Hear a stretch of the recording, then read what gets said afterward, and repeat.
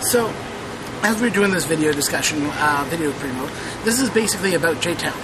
J-Town is a great place to check out if you're looking for Japanese treats or anything like that if you're in the Toronto area.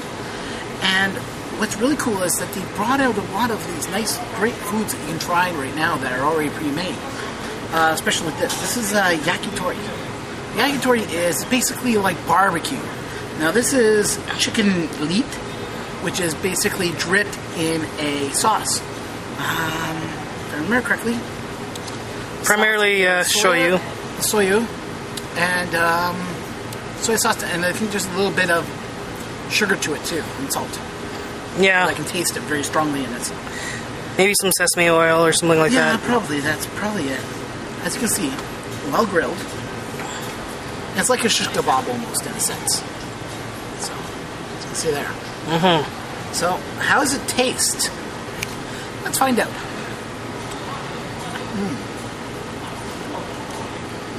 Okay.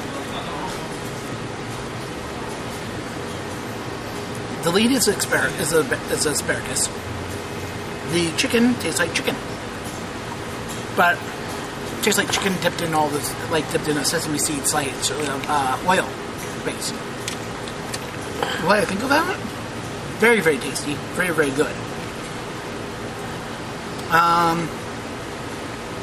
Simple to make at home. Very simple. All you need is the right ingredients. You can make this at home easily. Yep. This cost me about $2 per stick. But because of how you pre-made here, it's worth the money. Yep, and it's also Japanese fast food in that you find it frequently just on the street, or especially if you're going to a summer festival. Or even in a izakaya. Well, yeah, in izakaya, some restaurants specialize in yakitori. Here we have a brand new product from Japan called Mitsuya Cider All Zero. Sort of, I guess, in the line of Coke Zero and Pepsi Zero and all those other ones that we've got over here. So, picked it up at the Japanese grocery store. Here's the original, the Mitsuya cider itself. So you can see the difference in the labels. So, since that's not cold, I'm going to put that down. I'm going to try my nice chilled All Zero. It still smells as good as the original Mitsuya cider.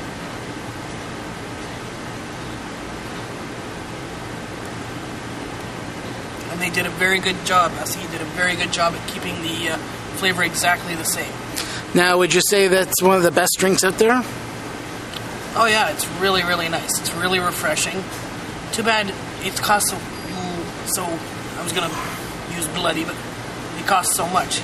This little bottle here is $2.48, where you can get a bigger bottle of regular pop sold here in Canada for at least 50 cents less, if not cheaper, depending on what store you go to.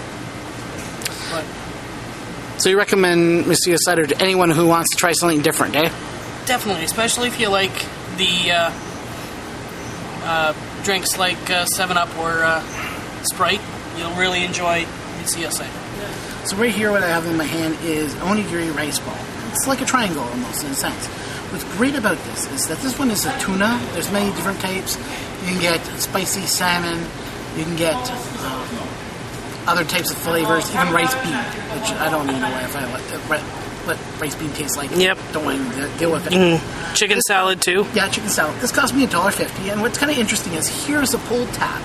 So what you're going to do is you pull across here, and this strip goes all the way down, as you can see across here, too.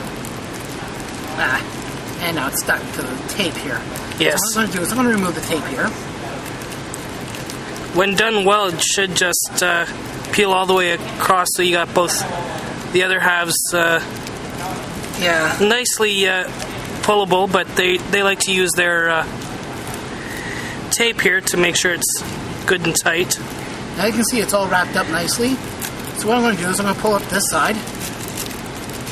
And with a little bit of pull and snug, it should come off. The wrapper comes off with ease. So this should show you what's inside of here. So I got my rice. Seaweed wraps around it. Now let's see how this tastes.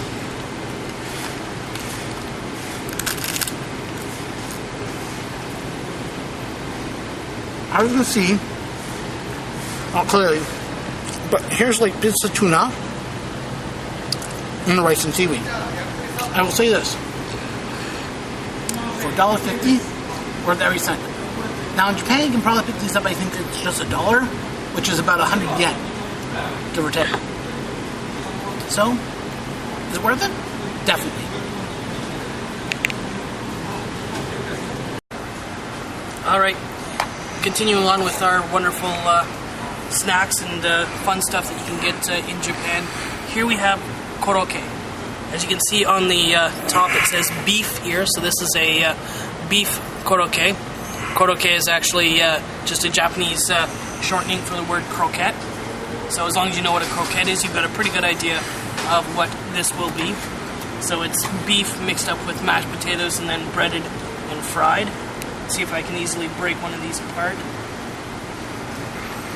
There we go. You don't see a lot of the beef in there. You see mostly the mashed potato, but you can see little bits right in there. Actually, that could be onion, actually, now that I get another look at it. But they're relatively inexpensive. Even over here, the two of those cost me $2. And they're great. Usually you get them when they're nice and hot. Unfortunately, these aren't, but they're still really good.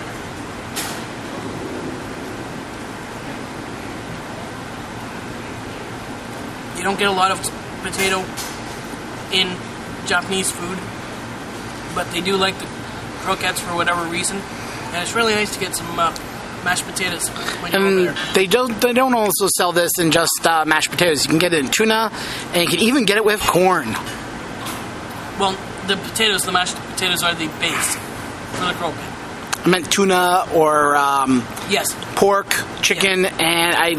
and we saw it in corn too. Yes, and specifically here at J-Town, it was beef, tuna, and corn available on this particular day. So I'm just going to go on and finish enjoying this, and if you're in the area, come on by.